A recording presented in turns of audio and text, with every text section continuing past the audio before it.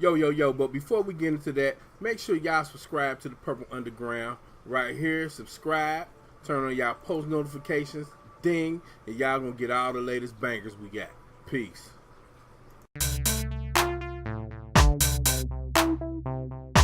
Yo, what's up, people? This your boy P. Ross back in the building.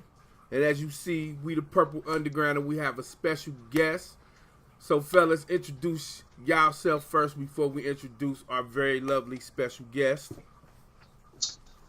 Hey, what's up, everybody? This is Micah, a.k.a. CMS. Yo, y'all know this, Lenny B, a.k.a. L Boogie. And we are the Purple Underground. Yeah. And we have today, hailing from Flint, Michigan, well, in the building, Miss Marva, Soulicious, Super Bubblicious, that girl King. Yeah. Hello, woo, woo, woo. Hey everybody, how you doing? What's going on? Right. What's up with the Purple Underground? No, we just chilling. Just chilling. Recovering from a funky week of great music. Yeah. You know, we saw Janelle Monáe Tuesday night. Whoa. And just got finished seeing Janet Jackson last night. Well, see, that's what's up. You know what I'm saying? Company. Yeah. The ladies in the house. Hey, there it is. We saw Maite Saturday. So, Oh, yeah. Yeah. So we're about to put an explanation point on this right now. Right on. We feeling blessed. We feeling blessed, babe. We feeling blessed. We all are blessed and grateful, right? Right on. Yes, ma'am. Well, yeah. Yeah. So I have an interesting story. If they don't know, you were in the first Tyler Perry play, Diary of a Mad Black Woman. You are the original Helen, right? yeah, that's true. And actually, this was like his fourth or fifth play, but it was the first one to have mega success. Right. Yes. So my wife is telling me, like, we got to get this play. And I'm like, what play? I don't want to see no play. You know what I mean? So she said, well, you going to watch the play. So she bought the VHS back then. And I'm sitting there watching it. And I said, hold up, wait a minute. You know how you be somewhere else, then you hear something like, I know that voice. Oh, that's Marvin King. Hold up, wait a minute. And I had like just got into it. You know what I mean? After that. You know what I mean? And Right. I still have that VHS somewhere here. But Oh, that's too cool. You know. That's funny. I knew we were on our way to something huge when I heard someone said, Beyonce has it on her bus and she's playing it. This was like maybe 6 months after we filmed it. Wow. I said, Beyonce? Yeah. And then I said, okay. I hope she don't get me because I came up with that, all the women independent, though you Right. have. I did that in the play. Right. Yeah. I said, oh, wow. But of course, they said, no, she was just laughing. So I said, Right. that was so cool. Cool. Yeah. So we already know all the great people that you've worked with, from Stevie Wonder to Prince, Oh, yeah.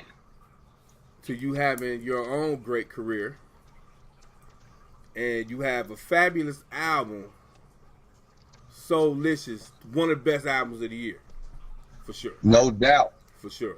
Thank you, Sure. man. Yeah. Listen, this has been so great. I mean, we're off to, I don't even want to tell you what's going on right now. You'll find out soon, but it's incredible. And you guys doing the review that you did has been spectacular for me.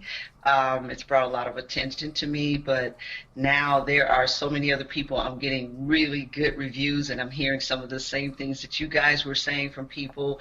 I was in Houston. I did a show with Eric Roberson last weekend, and I'm just getting like responses that make me go, wow, it was really worth it. I mean, because it was a labor of love for me, being that I do write and produce and arrange, and I'm like this major control freak when it comes to my babies. Right. And that's what I call my music, my babies. But you just never know what the actual reaction will be once you put it out there to the public, because people are going to unbiasedly choose what it is that they are attracted to. Right. So it's been really interesting. I'm getting so many different songs, people saying, these are my favorites, this is my favorite. Usually it's a group, it's a cluster, which is good. Mm-hmm. So I'm not ever getting, I like one song. They'll say, well, I like this one, this one, this one. And I'm going, cool. Or this one, this one, this one, this one. And I'm saying, okay. So it makes me exhale, because I almost feel like I was holding my breath, for almost, 30 days, just over 30 days that it's been released. And I feel really good. I feel good, and I'm excited about the near future and the extended future, because, it's some crazy people who have come to the table now, and I just feel like overly blessed. I feel like, do I deserve all of this? It's like crazy stuff that's coming. So I'm excited, and again, you guys will see, and you'll see the new videos and all that. That's why as soon as my eyes popped open, I said, gotta go to the gym. I gotta get ready for all this stuff, Right.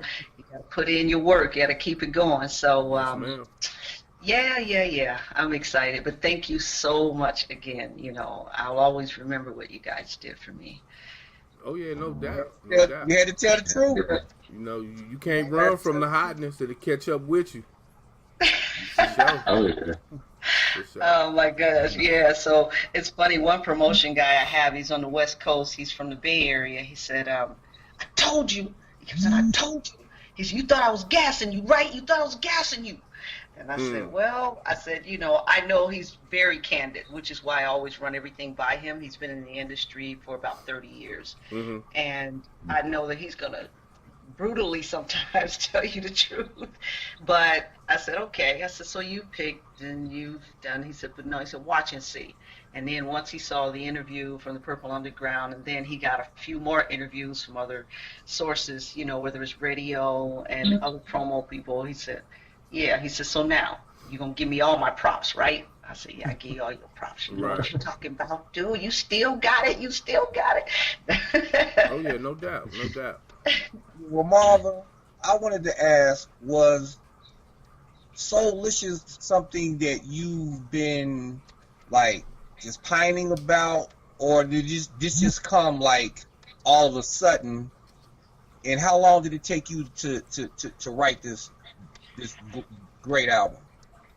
Well, like I said, it's been a labor of love for me. I started some of the tracks, like I'm That Girl was actually the first track that I cut for this project. No, take that back. Wolfman Jack. Wolfman Jack, because I played every instrument on there except for the guitar. And I had an incredible player. His name was Dale Williams. He lives on the West Coast. He plays blues and all that stuff, but he's like a huge Prince fan. And he wanted to play on the song. I said, okay. I said, but you got to kill it. You got to kill that guitar solo. And I couldn't seem to get one out of him. And I was on the clock. I was in the studio. I wasn't in my typical lab. I was in one where they were cutting live. I had live musicians in the studio cutting some other material. And I said, look, I'm on the clock. You got to make this happen. So how I got the solo out of him was, I said, imagine you on a stage in front of 20,000 people. I said, and Prince is sitting right on the front row looking right at you. I said, okay, and this is after almost an hour trying to get a good solo out of him. He fell on his knees and started playing. And he ended up doing this crazy solo. So I said, okay, special. But that's the first one. That's the first track I caught, that I cut. And then after that, I'm That Girl came. I was doing a lot of work in Vegas, and I went back to L.A. I said, you know what? I heard this track that my engineer, who's also a co-writer, his name is Lloyd Tolbert. Lloyd did some incredible stuff with me over the years. We met with Lionel Richie. We both were working on that project, but Lloyd had this track, and I immediately started going into it. And I said, let's just change these instruments here. I said, let's do that. He's used to me now. He's like, here she go. But we got that one going, and then I started letting people hear that song, and they said, oh, you need to put that out. I said, but I got to have an album. I got to have a whole full CD. I can't just put a single out. Nobody do singles anymore. So that took a year and a half. after that, I've been systematically, because I mean, I wasn't working consistently. I was going on the road, and as you know, I started getting involved with the whole New Power situation and started working on that album. So I ended up recording like 3 projects at the same time. Started probably like August of 2017.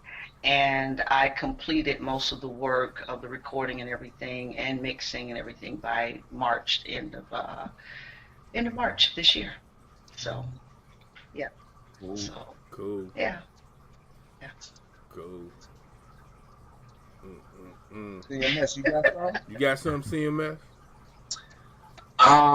Yeah. Actually, I have a couple questions, but one that just came to mind was you just mentioned about the New Power Soul project. Is that still planning on coming out at some point, or? Oh, yeah, without question. Just had to do a little delay. We had, like they said, changing of the guards and get some other business or some things behind the scene taken care of, and it's done. I completed that like a month ago, and now I'm making plans to schedule a release for New Power Soul sometimes this fall. Okay, cool. Yeah. Great. Yeah, so we're gonna come with it too. Okay. All right. That's what's up. Go ahead, Dr. That was your first question, right? You got another one? Yeah. I was doing some research, and I don't know if it's true, but I read that you did some recording with the late great Michael Jackson back in the day. Is that true? Oh yes, of course it is. Okay. Yeah, that's true. Yeah, I not only did I record with him, we became really good friends, and so I used to hang around him a lot. I used to hang around the whole family, as a matter of fact, and I got a chance to listen. They're like family to me, the Jacksons are. And it's so funny because somebody just showed me a picture yesterday of Joe Jackson, some of the people that were at Joe Jackson's service, and I really regret I couldn't be there because I had to be here on the East Coast and in the South. But the family, yeah, I spent a lot of time around them, and Michael and I were just like crazy. We were crazy. He got me in a lot of trouble. He used to get me in trouble because he just big kid for life, always playing. Right. I said, stop playing. He was always playing. He was always getting me in trouble, though. He was very clever, very witty, and he was used to doing that because I guess they all had been being mischievous since they were like the Jackson 5, the young Jackson 5. So all his little shenanigans I had to learn by trial and error. Right. So, yeah, I'd always be guilty. Who did that? Marva did it. Her fingers just pointing at Marva. No, what? So I spent a lot of time with him. I've gone out on the road with him a couple of times. I never worked on stage with him though, and I always said one day I'd end up working with him on stage. Never worked with him on stage. Just would go in the studio and hang, just come around the family, hang out in Encino, and listen to some of the ideas that he would come up with musically. And I ended up getting pregnant. I got married and got pregnant the first week. And Michael was like, he was so excited. He was excited like it was his baby. He was like, oh my God. He said, everybody got to take care of her. Got to take great care of her. So he would make all his staff, he's like, give her anything she wants. Anything, you hear me? Anything she wants, you give it to her. And I said, oh, so you don't have to do that. But he had a ball. And when I had my baby, he was the first one to send gifts to me in the hospital, along with a camera to be able to film everything. And at that time, VHS tapes and stuff. So he was just really a special person. He loved life, and he loved people. And, it was really, he was heartbroken, the really money extorting tactics that went out and really scarred his name. It was really bad. And it's so funny now that a lot of people are saying, okay, that wasn't true. It wasn't true. But it's like long after people are starting to confess. Matter of fact, this one kid that the last situation that happened, the kid before he passed away, he said there's no truth to any of that, and all the allegations that were made, that they were false. And I'm glad he confessed to that. me and many other people who were around can attest that Michael was one, he loved children so much, probably, so much so that it actually caused a very big heart tear for him. Meaning, when you have a heartbreak, they find scientifically that your heart actually separates. The fibers start to separate. It's real heartbreaking, for real. He was a good person. He got a chance to do a lot of great things for people. I am very, very blessed and honored that I got a chance to spend time with him and got to know him as I did, and he touched a lot of people, obviously, but especially those of us that were close to him. He really touched us. The unfortunate part is that he was worth so much money that it created a whole different type of interest and issue for him. That's nature of the beast, greed, and yep. So that's where it was, but he left a legacy that would go on for generations and generations, millennials, millenniums, I should say. And, he made his mark, and he's in heaven, soaring through space, having a great time, along with people that I know. Okay. Yeah. Thank you for sharing that. Yeah, Appreciate it. for sure enough. Oh yeah. Now, Marva, Yes. you're such a great singer. No. And being around the Stevie Wonders of the world, Michael Jackson's, and of course Prince, when I listen to this album, it's almost like you can morph into some of their phrasings in and out, and just like I would be listening to a song like that.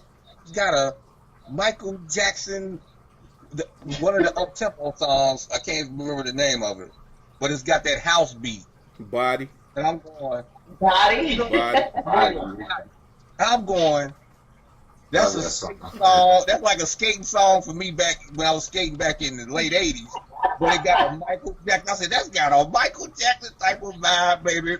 And your phrasings are so like you're going to something familiar. I say that sounds familiar, and then you'll do a run and just go off into this beautiful falsetto, and I'm like, man, that is.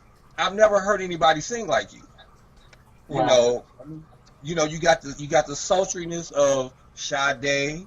You can do the lower registers. You can do the mid range.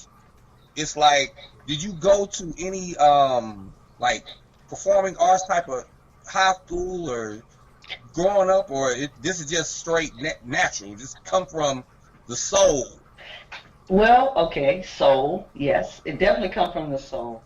Now, did I have influences? Yes. And, my mom is a singer, and thank God she's still with us. She's a singer, she's a pianist, she's a songwriter, and she was the motivator for me as a kid, because I was like extremely shy and totally uninterested in, performing as a kid. And I was a big tomboy because I have all brothers. So that was not at all my interest. I definitely have to credit her for everything that she brought to me. And of course, it was in the gospel background that I ended up studying and tutelage under her. So, she helped develop me and, make sure I do, like she taught me certain runs, or she said, don't do this, don't do that. And she was real strict. She was like Joe Jackson behind that keyboard with me. But the bottom line is, she really helped to start my beginnings of being a singer / songwriter and everything, because I saw that in her. Now, I was influenced, of course, Michael Jackson. I grew up listening to Michael. I knew at 9, I remember telling a cousin, I said, I'm going to be around him. I'm going to be around, start naming all these artists. And she's like, okay. I said, I bet you $10,000 I will. And I knew that I was kind of destined to do it. But I'm a person, too, that I can mimic anybody, speaking, anything. That's a gift that I have. I mean, I sat one day for almost 2 hours and just did different voices. So anybody that I'm around or anything that I like, I can grasp and it becomes a part of me. You know, I think all of us musically or just creatively, we have our pieces of people and it actually become us, and that's who make us who we are. I mean, that's what makes us who we are and make us and give us our uniqueness. Michael, of course, I loved Michael Jackson, and I sang all of his songs growing up and as an adult. Prince, you know, it's easy. I told Prince this too. He said, I thought you were a big fan of mine. I said, no, I wasn't. I said, but I did love some of your songs. And this was when I first started working with him. He said, okay, because there was one song I didn't know. And he questioned me. But I really, really love his uniqueness as an artist. I love the fact that he appreciates all genres of music, and I loved it, you know. And I said, you know, people would tell me I can't do that. He said, don't let anybody tell you that. And I said, did people tell you stick to a genre? He said, of course. And I said, but you sure didn't do it. He said, nope, and don't you let them make you do that. So I really said, okay, this man here. And he said, you are so much like me. And I said, in some ways, yes, some ways, no. But yes, and those kind of desires, like, it's so weird. It was just, he was like the person who encouraged me to know that it's okay to be me. You know, because before everybody else made me feel like I was an alien. I had several major record deals, and I would leave. I would walk out of the contracts, you know, or they would just hold me, say, you just can't leave. We're going to hold you there. Not going to do what we say. And I was rebellious. I was always rebellious. And he said, you're a rebel like me. And I would fight over issues like that. They would say, Marva, you cannot do more than one genre. I said, but why not? And nobody had an answer for me. And they said, just don't go like that.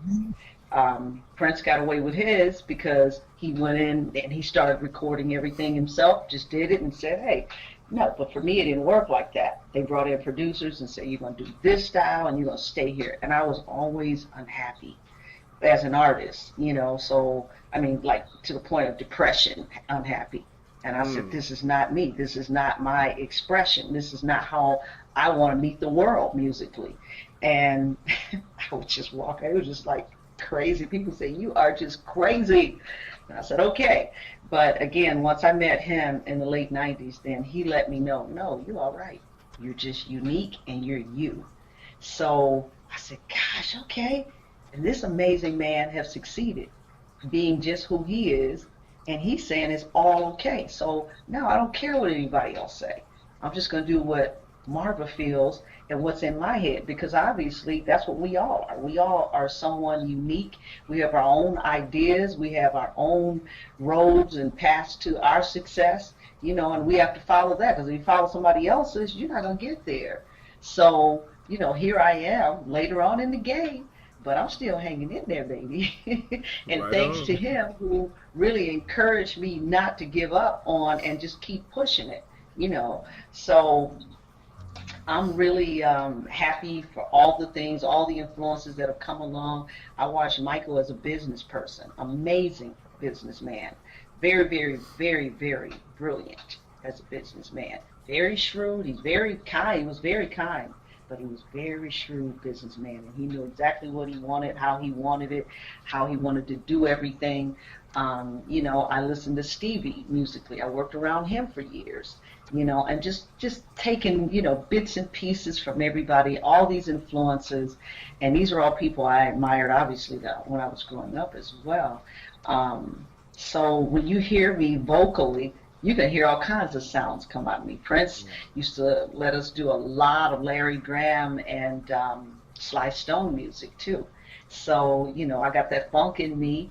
I'm from the Midwest, can't help but be funky, baby. That's right. But, right on. but also too, you know, people like Sly Stone, who I had the pleasure of working around recently, because I told him, I said, man, I met him at a George Clinton concert. I said, I love your music. I said, I've always been a huge fan of yours. So he said, well, you know what? I want you to come work with me. So I went and started working with him for like several months before he started dealing with his legal situations a lot. And just, you know, the vocal styling of Sly Stone, I mimicked him since I was a kid. you know, so now that's kind of part of my sound as well, you know, and then Minnie Riperton. I grew up listening to Minnie Riperton. So, you know, I learned how to hit all these notes. I started practicing, and my mom is a mezzo-soprano as well. So that's where I get, you know, the ability, but the skills and all that, I just would practice Minnie, like seriously. I wanted to be Minnie Riperton. And so anyway, there's a lot of artists that have influenced me and, you know, kind of helped to shape who Marva King is. You know, I'm a plethora of vocal textures, you know, ranges. You know, thank God I have like a 6.5 octave range, which is pretty big. You know, what's typical for people is 3.5 to 4. And, you know, so I just exercise and utilize everything I have. Like I'm like Prince in that regards, like no one dimension of anything. I don't want any songs to sound exactly the same. You know, I just want to do who I am, but they all are truly me. They are just like I said, I'm like the old lady who lived in the shoe, had so many children, she didn't know what to do. Those are my songs, you know, and with them all, they all have their own uniqueness, and it's my expression, and I know there's somebody that will gravitate or be able to relate to some song, whether it's this one, that one, or that one. That's why now it's so interesting, and people who are coming in as my partners now, they're saying, oh my God, they're like, one of them, matter of fact, she called me yesterday. Oh my God, she was going on and saying, oh my God, I've been playing this stuff. Wait till you come back to LA, because all these people now want to meet you. This is happening, that's happening. And she said they all are picking different songs, and she said that's so exciting to me, because she said that means they're loving all of it. And she said that's what I wanted, a project that everybody could relate to in one regard or the other. She said, so you got all spectrums covered. And I said, that's exactly what I wanted. I said, because we all are different. Some people may love one type of song or one style of music and then hate the other style. But then somebody else, the one that they hate, somebody else love dearly, you know, and it may affect them, and they may want to play that one, you know, in rotation.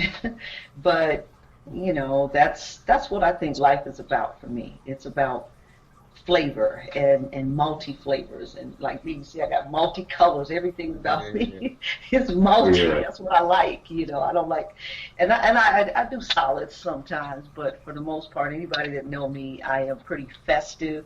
Like I said, multi-dimensional. That's just how I like. I like life, because that's how God kind of made it, you know. It's so many different things to grasp and appreciate. That's right. That's cool. But sexy. Trust me. That's I be doing all kind of line dances to it. I'm trying to make up my own line dance to that one, boy. You know what I'm saying? Because I learned how to, you know, step Chicago style. You know what I'm saying? But my mom started me off with the stomp way back when I was like 15. So I've been doing all the line dances up till probably the wobble, and it got so hectic with so many different new line dances come out. I just stopped at the wobble. I said, I'm gonna stop for now because there's too many damn line dances out. But that sexy, when I heard that, I said, oh yes, I have to line dance to this. So I do all of booty call. I can do the booty call to it, and I can do the wobble. So I'm just letting you know. We see you. We might be wobbling while you on stage singing. Like, what are they doing? We got to make that a line. You know what I'm saying? Yeah, that's all right though. A line dance. And then, like I said, Super Bubblicious is like you and Jeff. I mean, that's my heart right there. That's the one. My right there. That's the one. That is the jizzam, as they say. That's the one radio came in Cincinnati. The brothers would just bring songs from other cities, like, yo, man, y'all heard this, and play it at the club or play it on the radio. And then it would just blow up. And it would be album cuts, because it wasn't 12 inches, you know, everybody didn't have a 12 inch to every song. So people just bring the album, say, this is cut 4 on whatever album, check this out. And it was like, just, that's how I look at your album. It has so many of those type of songs where it's like a person who likes soul and don't like funk will gravitate to a certain song. You're like, that's my favorite. And then the funk people, like, you know, like I'm a funkster at heart. So when I heard the first licks of Super Bubblicious, I'm like, oh snap! I got to call them fellas. And he was like, yo man, I just heard it. We said Super Bubblicious at the same time. He said, bruh, come on, dog. You know what I'm saying? Speaking of Super Bubblicious, it's such a great opener. Thank you. You know what? I've lost a lot of volume from you guys. I don't know what's happening here. Okay. All right. Super Bubblicious. There's a little choppy on stuff. Super Bubblicious is such a great opener. Was there any inspiration behind that? Like, I mean, the opener's supposed to make a statement, and this song made a strong statement. You know what I mean? Right. Was there any special inspiration behind it? You mean the lyrical content and things of that sort? Lyrically, musically, all of it. Well, here's the thing. With that one, that's the one song on my project that I didn't write. I only performed it. I chose to perform it. Jesse Johnson. You know who Jesse is. Yeah. Everybody knows who Jesse is, especially from that Purple family. But Jesse said, I want to do some songs on you. I said, really?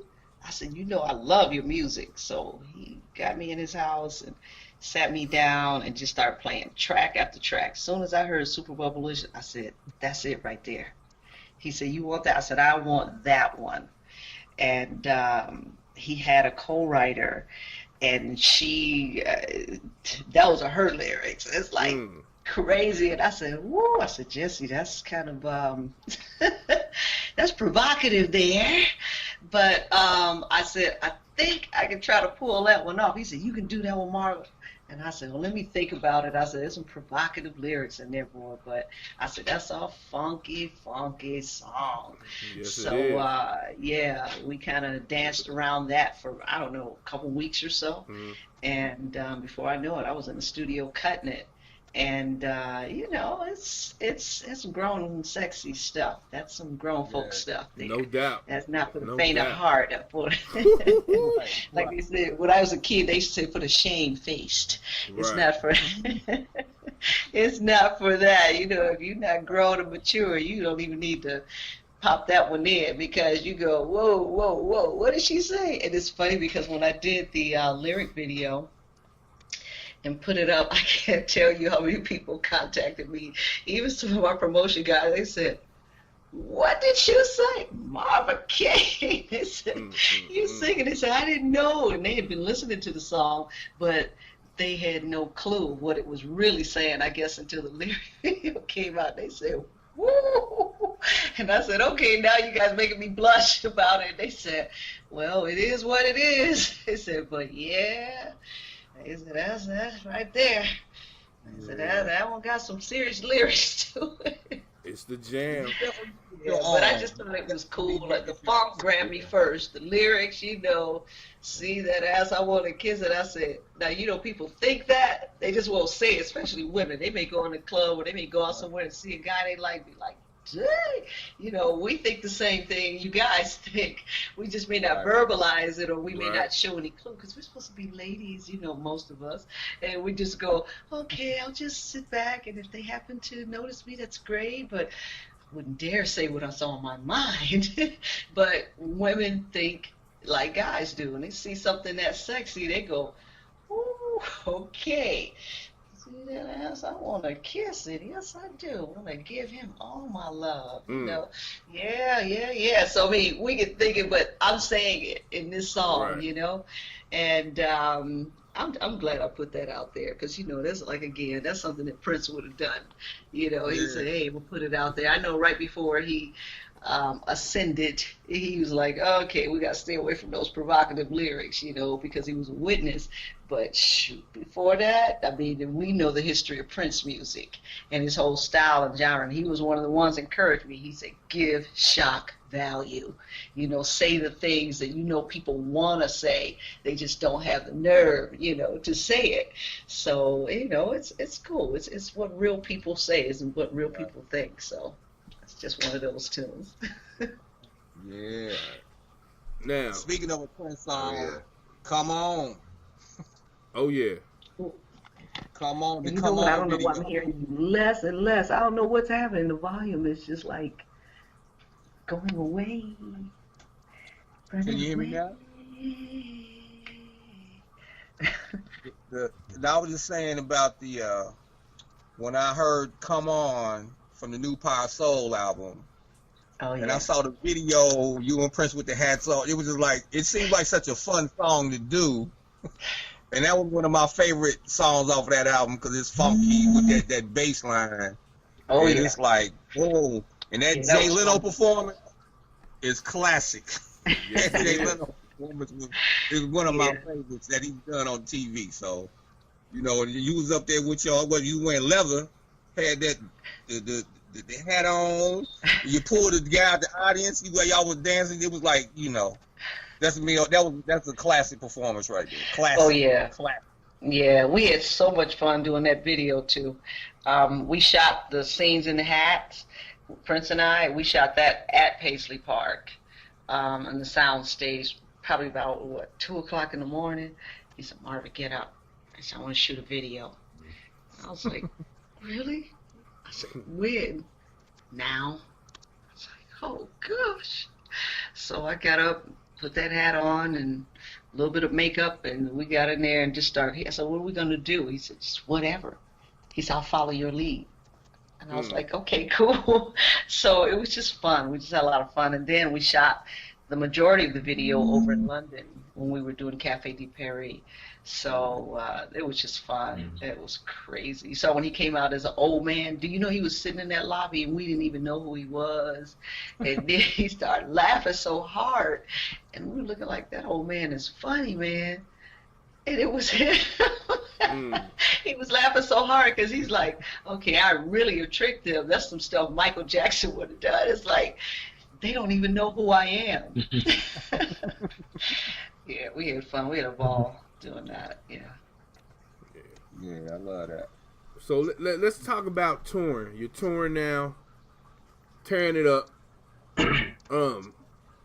How many more tour dates do you have, and when are you coming to Cincinnati to see us? You know what? This is so crazy. I got to tell you, the tour hasn't even started. That's one of the things that we're working on now. We got some European stuff coming up, and then we got some U.S. stuff coming up. These are just spot dates that, since I dropped the record, it's like people are just coming and saying, I want you to do a show, you know, I want you to do this. Like, they're just putting me on shows, like, at the last minute. And it's like, whoa, okay. So I was totally unprepared even for the show dates that I've been doing, meaning I was not in the mindset of starting the tour immediately. But, of course, I'm not going to turn down a date. Right. So, you know, it's been fun. It's been great. Yeah, we will be getting around the United States. That's why I said it's getting ready to be a campaign, and with radio, with live performance. I'm going to have a huge release party in Los Angeles.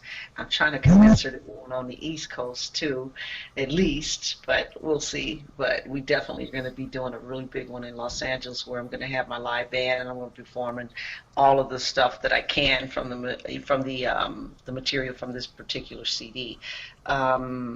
Well, as much as I can, because let me, I'll do like Prince. I'll stay there all night, but but I'll do probably at least half of the album that we're talking to right now. I'm talking to about 4 different promoters, and that's why I said it's such a blessing. I gotta make a choice. You know, I can't go with everybody, but the blessing is that I'm getting the offers, and so I'll be your city somewhere, somebody's city, everybody's city. I'm trying. Right. But yeah, I'll definitely be in that Midwest. You know, I gotta go and hit that Midwestern funky town, and down there in Akron, and you know, Dayton and Cleveland and Detroit, and you know, I got to hit those areas, Chicago. I got to hit all those spots because you know, with the steppers, you know, you talking about Sexay, and I got that steppers version of Sexay that I did. I just kind of slowed it down some BPMs, and yeah, I got to hit the steppers already saying we want you to start doing all this stuff, and I'm like, oh my God, it's overwhelming actually because I got to make choices. You know, they're like, hey, you know, you're in the ground of sexy group of people. You can't be going around touring with these youngsters and stuff. I said, hey, exposure is exposure, you know, and thank God I'm able to fit in, you know, in a bunch of different areas. So I love the Steppers. You know, they supported me a lot on my last project that I had, the last single that I had out a few years ago.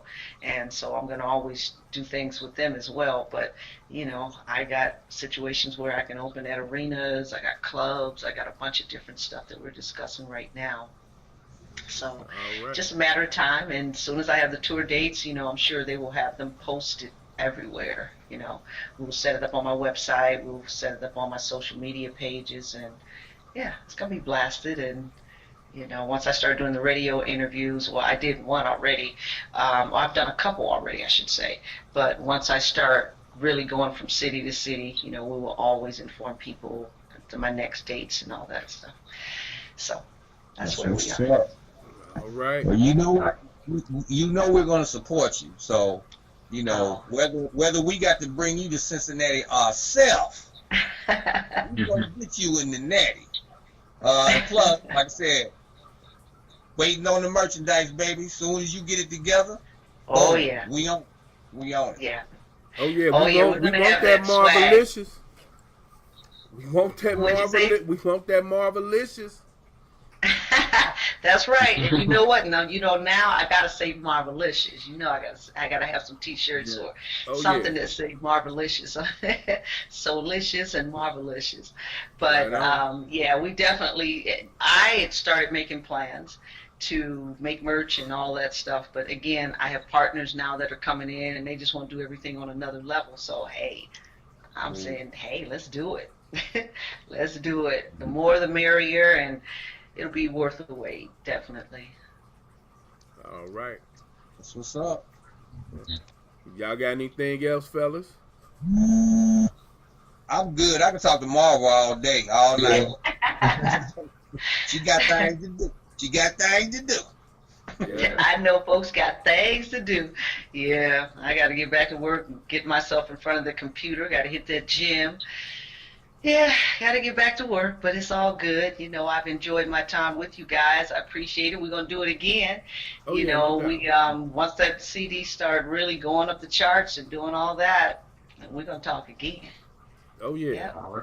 Well, we appreciate it. Remember, who was that? Jeffrey Osborne. Oh, what was the name of the group he came from? I used to work with Jeffrey, too. LTD? What was the group he was in? LTD. They had a song called We Both Deserve Each Other's Love. See, that's how I feel about the Purple Underground. We both deserve each other's love. So. Oh, wow. No doubt. No doubt. Yeah, so. All right. Well, you guys, thank you so much. I appreciate you and, getting that spotlight out there, shining a light on a sister. And, we're going to all share some more purple love. Oh, yeah. Thank you. Thank you. We appreciate you. All right. Great. Appreciate you. Back to you guys. All right. Bye-bye. Peace. Bye. All right. Yeah.